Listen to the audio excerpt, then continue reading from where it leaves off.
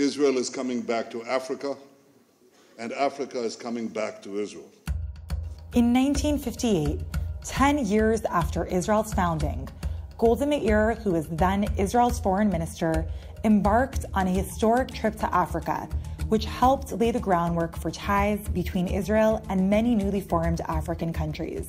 When many African countries, including Rwanda, established independence in the early 1960s, Israel, which was a young country at the time, viewed these countries as partners and was eager to share its experiences in development and capacity building. 6 decades later, Israeli ties with the African continent are stronger than ever. On April 1st, Israel inaugurated a new Israeli embassy in Kigali, Rwanda, bringing the total number of Israeli embassies in Sub-Saharan Africa to 11. The inauguration of the embassy marks the first time that Israel will maintain a resident ambassador in Kigali, Rwanda's capital. We sat down with Ron Adam, Israel's newest ambassador to Rwanda, who began his ambassadorship in early April, to discuss this historic milestone and the potential for Israel-Rwanda relations. This is Persona Grata, the official podcast of the Israel Ministry of Foreign Affairs. I'm your host, Tamar Schwartzbard. While the inauguration of the embassy is an important milestone for Israel-Rwanda relations, the relationship between both countries began in 1962, when Israel and Rwanda established official diplomatic ties shortly after Rwanda became independent. Relations were severed between the two countries in 1973, following the Yom Kippur War, and Israel and Rwanda re-established diplomatic ties in 1994. Since then, Israeli-Rwandan ties have grown exponentially. In recent years, there's been an increase in high-level state visits between the two countries. In 2016, Israeli Prime Minister Benjamin Netanyahu visited Rwanda, and in 2017, Rwandan President Paul Kagame visited Israel. Just to make sure that everyone understands that the relations did not start this year, not this month. We have relations that are lasting for I would say, at least 10 years, 15 years, even more. And it's multifaceted, the relations, and I'm not inventing anything from scratch. That's Ambassador Ron Adam, Israel's newest ambassador to Rwanda, who began his ambassadorship earlier this month. Ambassador Adam is a veteran diplomat who's been at the Israel Ministry of Foreign Affairs for almost 3 decades.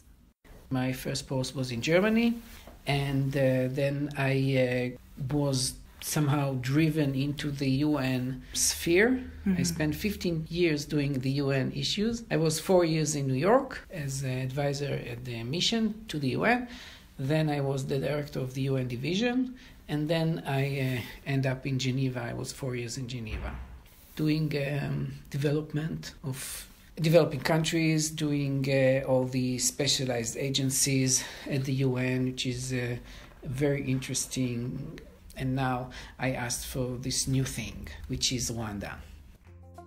As Israel's ambassador to Rwanda, what do you think are some of the areas in which Israel and Rwanda can deepen cooperation? I have my priorities. One of them is smart agriculture. The other one is the whole basket of ICT and cybersecurity. And the third one is tourism. Smart agriculture is because it is an agriculture country after all, although it's a unique country, it's very developed. But it is still rely on agriculture. According to the UN Food and Agriculture Organization, agriculture is the main economic activity in Rwanda, with 72% of the working population employed in agriculture. Agriculture accounts for 33% of Rwanda's GDP. What they need is smart agriculture, is how to use less water, how to have more fruits of the trees, etc., etc. Good management of water, all which has to do with smart agriculture. As a country which is 60% desert, Israel has developed agro-technologies and methods to tackle water shortages and other agricultural challenges. On April 1st, Ambassador Adam inaugurated the Rwanda-Israel Horticulture Center of Excellence in Kigali. The Center of Excellence, which is a joint project of Mashav and the Rwandan Ministry of Agriculture and Animal Resources, will train local farmers in Israeli agro-technologies and methods. The center is the first of its kind in Africa. Since 1994, more than 500 Rwandans have participated in Mashav agricultural courses. Just to mention about agriculture, one thing is that this year we have in Israel 140 students who finished BA in agriculture or in veterinaria, and they are here to study the work.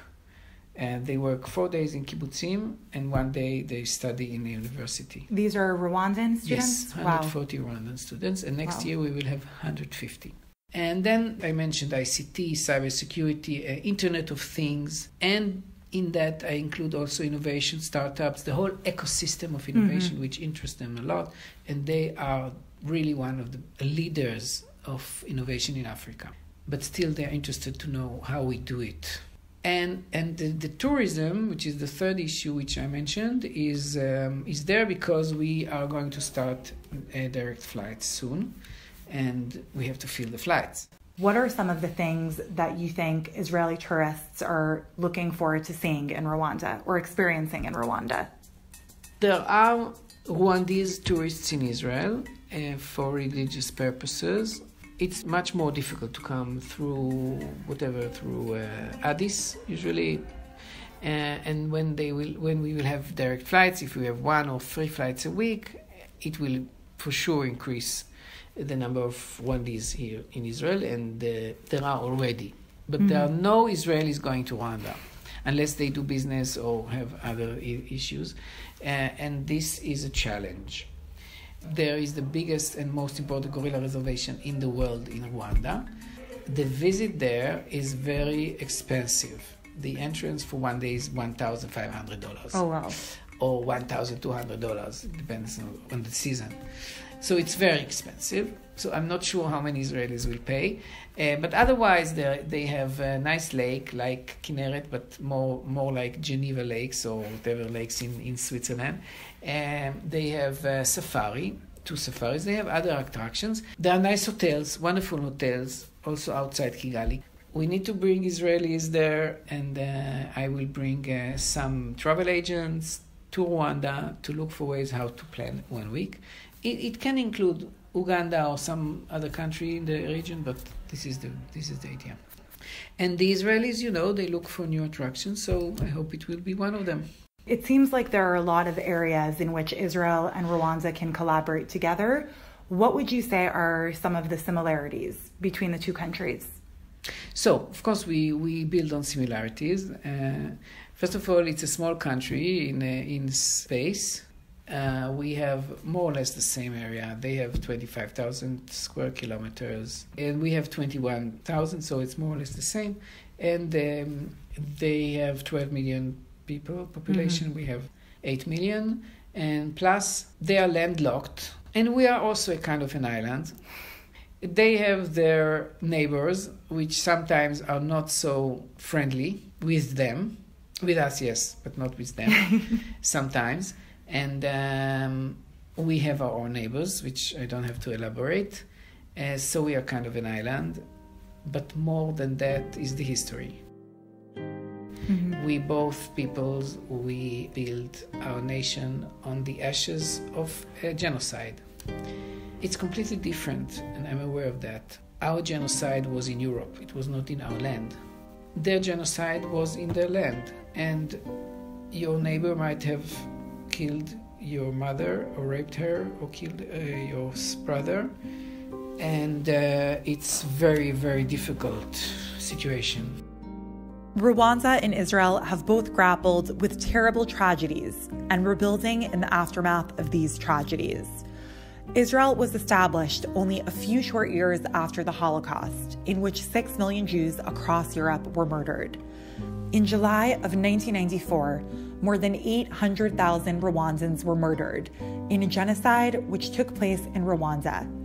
April 7th marks the UN-designated day to commemorate the Rwandan genocide. But they came out of that horrific events and they built on their own human capacities and human resources. It's difficult to explain, but they are really achieving a wonderful country. Israel and countries around the world marked International Holocaust Remembrance Day earlier this year on January 27th. Ambassador Adam has a special connection to this day. He led the campaign at the UN to establish January 27th as International Holocaust Remembrance Day. I was the director of the UN division. Okay. And in this period, I tried to connect Israel to the UN. It was my first decision as the director of the UN because I served in New York, and I realized that in New York there is no exhibition about the Holocaust. So I decided we need also the Jewish narrative, without any comparison, but the Jewish narrative must be at the UN. And the Jewish narrative, one of the narratives, very important ones, is the Holocaust. So what I sought was a permanent exhibition about the Holocaust at the UN. Since we initiated the resolution, I decided it's a good opportunity not only to establish a unit at the UN which will establish a permanent exhibition, but also to decide on an annual day. The UN had many annual days, and now, since then, it had one more, which is the Holocaust Remembrance Day, and this became a huge issue around the world. Many countries, they implement the resolution. Wow. And it was a big success. And of course, I did it for the Israeli people to show that, yes, here the UN does something for Israel, but also for my mother and other Holocaust survivors, which was very important for them. Commemoration is a very important part of each country's identity. I know that the Holocaust Museum in Israel, Yad Vashem, has worked with the museum in Rwanda to discuss ways to commemorate. Do you know anything about what that relationship looks like? Yes, my first place that I visited officially after I submitted my credentials with the president was to go to the genocide memorial. And I visited and saw how the genocide was not a matter of a spontaneous people or spontaneous move or movement, whatever. It was planned.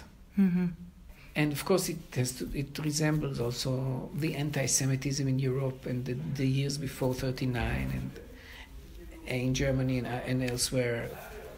Even before 1933. The propaganda. And they expelled the Jews in Europe and the tribe here in Rwanda from going to schools, going to universities, being doctors, being other free professions. And this began, they didn't let them develop. So your question has to have to do with commemoration. And of course, there is a big cooperation between Yad Vashem and the museum, and also learning about genocide, learning about other people's genocide. They have in the Genocide Museum Memorial also a room about the Holocaust and about other genocides. And there is a cooperation on the studying how to prevent genocide, what to do in order to build a new society. And they built a new society.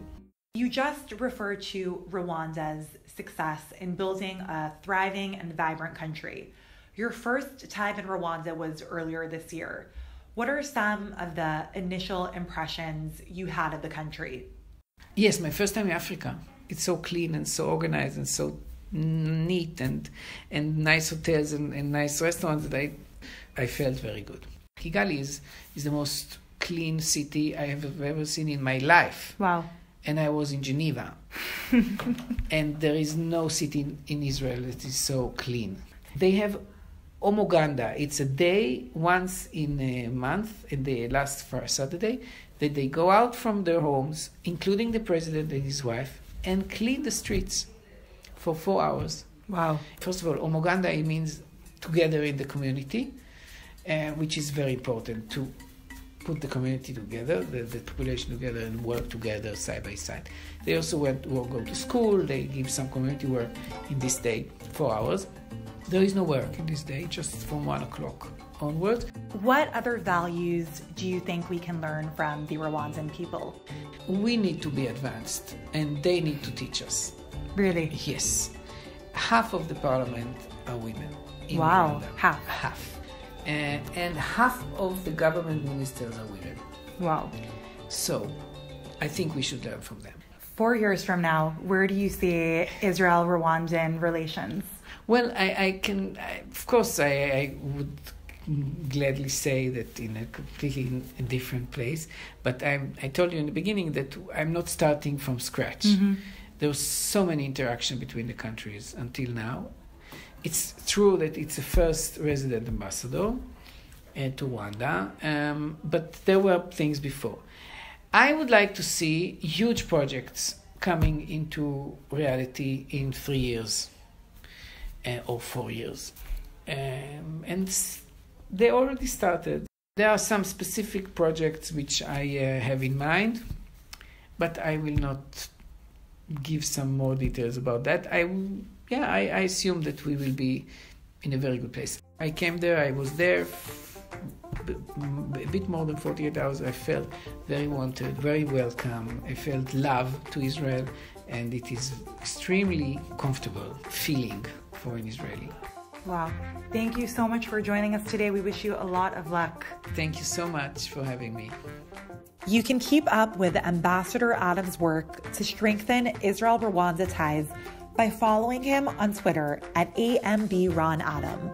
We'll include a link in the bio of this episode. Once again, as we continue to explore and share the stories of Israeli diplomats around the world, please feel free to submit your own ideas, suggestions, and requests for topics that you think we should cover. Send us an email at personagrata@israel.org. Thanks again for listening to this episode of Persona Grata, and a big thank you to Rivka Wappner for her help in editing this episode.